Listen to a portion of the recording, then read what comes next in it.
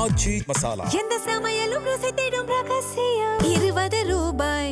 Sir, தேர்தல் முடிஞ்சு ஓரிரு தினங்களுக்குள்ள அடுத்தடுத்த விவாதங்கள் சூடாக வந்துட்டு இருக்கு. என்ன நடக்குது தமிழ்நாட்டு அரசியல்? இந்த மேஜிக் நம்பர் இல்லை என்பதுதான் இவ்வளவு மாற்றங்களுக்கும் அடிப்படை காரணம். தமிழக வெற்றி கழகம் ஒரு வரலாற்று சிறப்புமிக்க வெற்றியை பெற்றிருந்தாலும் எனக்கு கிட்டத்தட்ட 67-77க்கு பின்பு பெரிய அளவில் ஒரு மாற்றம் நடக்கும் அப்படின்னு சொல்லிதான் விஜய் தேர்தலை சந்தித்தார். ஆனால் 67-77க்கு பின்பு நடந்த அந்த மாற்றம் என்பது ஒரு பெரும்பான்மை இல்லாத ஒரு மாற்றம். அதனால இன்னைக்கு பல கட்சிகளும் யாரிடம் ஆதரவை கேட்பது என்கிற குழப்பமும், யார் ஆதரவு கொடுப்பார்கள் என்கிற குழப்பமும் அனைத்து தரப்பு மக்களையும் இன்றைக்கு சூழ்ந்திருக்கிறது. பட் இதுல 3 வாய்ப்புகள் இருக்கிறதா பாக்குறேன். ஒன்று, விஜயினுடைய விருப்பம்.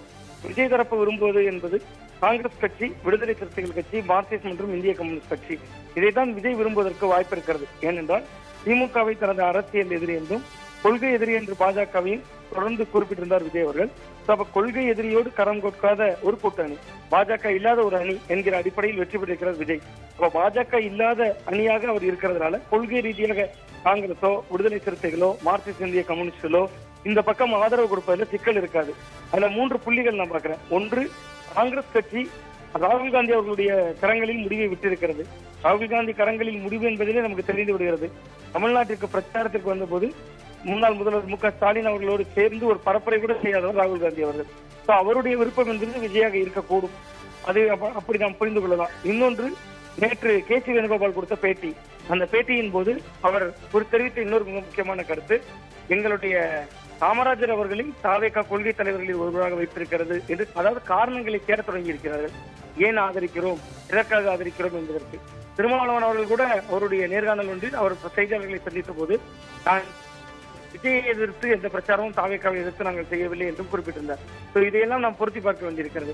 இந்திய கம்யூனிஸ்ட், மார்க்சிஸ்ட் கம்யூனிஸ்ட் கட்சிகளை பொறுத்தவரை ஒரு நிலையான அரசு வேண்டும் என்று விரும்புவார்கள். அந்த அரசுக்கு ஒரு நிபந்தனையற்ற ஆதரவு கொடுத்தால் கூட அது தொழிலாளர்கள் நலன் காக்கப்பட்டால் போதும் என்கிற புள்ளியில் அவர்களும் ஆதரவு தர வாய்ப்பு இருக்கிறது அப்படின்னு தான் நான் பாக்குறேன். பட் அதிமுகவுக்குள் சில ஆசைகளும் குழப்பங்களும் இருக்கிறது. இந்த கூட்டணியை ஆதரிப்பதா, தாவேகாவை கரம் கோர்க்கலாமா, ஒரு பெரும்பான்மையாக அவர்களுக்கு தேவைப்படும் எண்ணிக்கைக்கு நாம் நிபந்தனையற்ற ஆதரவு கொடுப்போமா, அமைச்சரவையில் பங்கெடுத்த ஆதரவு தருவோமா என்கிற இருவேறு கருத்துக்கள் அங்கு நிலவுகிறது. எடப்பாடி பழனிசாமி அவர்கள் இன்றைக்கு இருந்த எம்எல்ஏக்கள் கூட்டத்தையும் ரத்து செய்திருக்கிறார். அதனால் அதிமுகவினுடைய முடிவு என்பது நமக்கு போக போகத்தான் தெரியும். அவர்கள் ஆதரித்தாலும் எதிர்த்தாலும் அதிமுகவுக்குள் சிக்கல் இருக்கிறது அப்படின்னு தான் நான் பாக்குறேன்.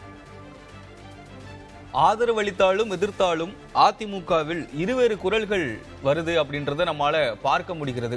சி.வி. சண்முகம், எஸ்.பி. வேலுமணி போன்றோர் தனியாக ஆலோசனை நடத்துறாங்க. எடப்பாடி பழனிசாமி அவர்கள் சட்டமன்ற உறுப்பினர்கள் இருக்கக்கூடிய கூட்டத்தையும் ரத்து செய்திருக்கிறார். அதிமுகவில உட்கட்சி குழப்பங்கள் இன்னும் தீரலையா? ஒரே குடைக்குள்ள அதிமுக வந்துருச்சு, ஒரே தலைவருக்கு கீழே அதிமுக வந்துருச்சு அப்படின்லாம் சொன்னாங்க. இன்னும் அந்த குழப்பங்கள் தீரல அப்படின்றத புரிஞ்சுக்கலாமா? இல்ல, இது உட்கட்சி குழப்பம் அப்படின்னு நம்ம அந்த வகைக்குள் கொண்டு வர முடியாதுன்னு நான் பாக்குறேன். நேற்று வரை நிலவியது சசிகலா, டிடிவி தினகரன் அவர்கள், ஓபிஎஸ் என்று வந்த போது அது கட்சியின் உள்வட்டத்தில் நடைபெற்ற குழப்பம்.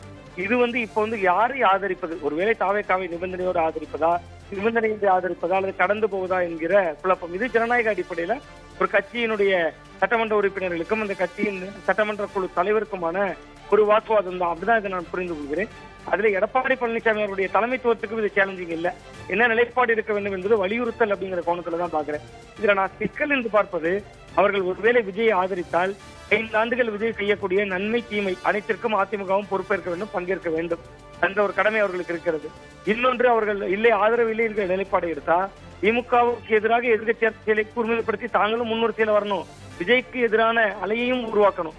இரட்டை சிக்கல் இருக்கு. இரட்டை சிக்கலை எடுக்க போகிறார்களா, ஒரு சிக்கலை வாங்கிக் கொள்ள போகிறார்களாங்கிறதா முக்கியம்.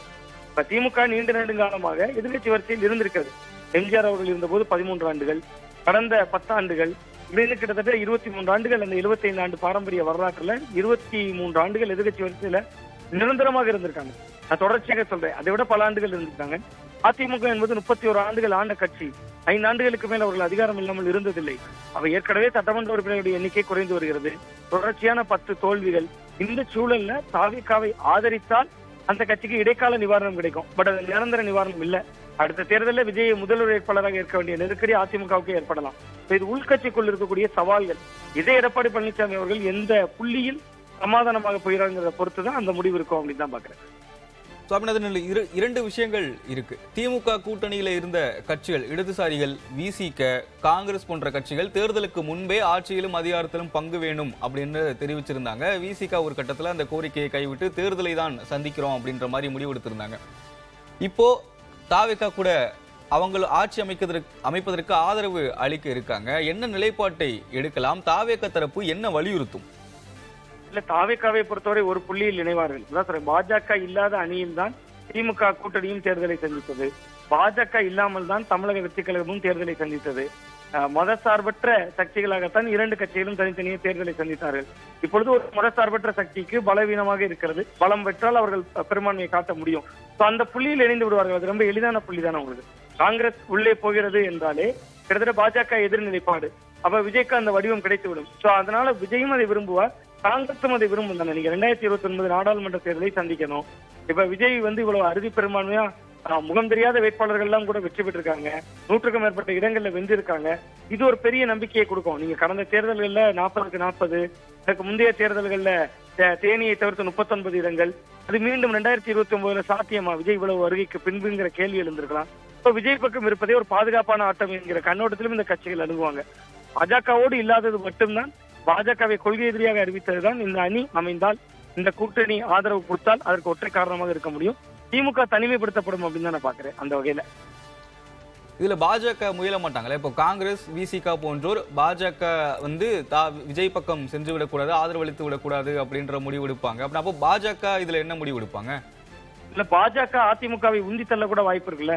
நீங்க போய் ஆதரவு கொடுங்க. பாஜக ஒரு பிரதிநிதித்துவம் தானே இருக்கு. அவர்கள் அதை விட்டால் அதிமுகவுக்கு 47 இடங்கள் இருக்கிறது. அதிமுக இன்றைக்கு ஆலோசனை கூட்டங்கள் எல்லாம் நடத்துகிறார்கள். பாஜகவே ஒருவேளை அவர்களுக்கு அழுத்தம் கொடுத்திருக்கலாம் இல்லையா. நீங்க தாவேகாவுக்கு ஆதரவு கொடுங்க, காங்கிரஸ் அந்த பக்கம் அணி சேர்ந்து விடக்கூடாது, 2029 இடையில் காலம் இருக்கிறது, அதற்கிடையில் நாம் மீண்டும் அதிமுக தாவேகாவோடு பாஜக சேருவதற்கு முயற்சி எடுக்கலாம், அதற்கான காலம் இருக்குல்ல. இடைக்காலமாக பிரிந்து கொண்டு நிரந்தரமாக பின்னால் 29 பார்த்துக் கொள்ளலாம் என்கிற நிலைப்பாட்டை நோக்கி நகரலாம். ஆனா பாஜக அந்த ஆட்டத்தை எடுப்பதிலும் எனக்கு சந்தேகம் இருக்கு. ஒருவேளை அதிமுகவும் தாவேகாவும் சேர்ந்து இன்னும் வலிமை பெற்று மாநில சுயாட்சி 2024 எடப்பாடி ஏற்கனவே அதை முழங்கினாரு. மாநில நலன் இதை மட்டுமே முன்னிறுத்தி தேர்தலை சந்திக்கிறோம். அப்ப பாஜகவை எதிர்க்கல, விஜயும் பாஜகவை எதிர்க்க மாட்டேங்கிறார். அப்ப ஒரு அலையாக மோடியா லேடியான்னு சொல்லி ஜெயலலிதா கேட்டாங்க 2014. அதற்கும் வெற்றி கிடைத்தது. அதை எதிர்க்காத சூழல்ல விஜய்க்கும் வெற்றி கிடைக்கிறது. அவர் அதை கொள்கை எதிரியாக மட்டும்தான் ஒரு லேபிள் ஒட்டியிருந்தாரு.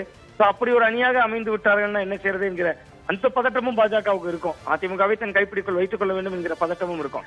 நீங்க பாஜக இப்போ ஒரு 10 இடங்கள் 27 இடங்கள்ல போட்டியிட்டதுல ஒரு 10 இடங்கள் ஜெயித்திருந்தாங்கன்னா மொத்த ஆட்டத்தையும் மாற்றி இருப்பார்கள். இப்ப அவர்கள் ஆட்ட குலைப்பராகவோ ஆட்ட திருத்தராகவோ எதற்குமே அவர்கள் இருப்பதற்கு வாய்ப்பு இல்லை. ஒரே ஒரு சட்டமன்ற உறுப்பினர் தானே வைத்திருக்காங்க. அதனால் என்னுடைய யூகப்படி பாஜக இதில் பார்வையாளராக மட்டுமே இருக்க முடியும்னு பாக்குறேன். வேண்டுமானால் ஆளுநரை வர செய்வதில் தாமதம் போன்ற வழக்கமான அவருடைய நடைமுறைகளில் இறங்குவாங்க. அதிமுகவை பேக்கேட் வழியா அந்த பக்கம் சேர்த்து விடுறதுல சில முன்னெடுப்புகளை செய்யலாம். பட் விஜய் எதிர்பார்ப்பது காங்கிரஸ் விசிக கூட்டணியை தான் அப்படின்னு தான் நான் புரிந்து கொள்கிறேன். எந்த சமையலும் ருசி தேடும் ரகசியம் 20 ரூபாய்.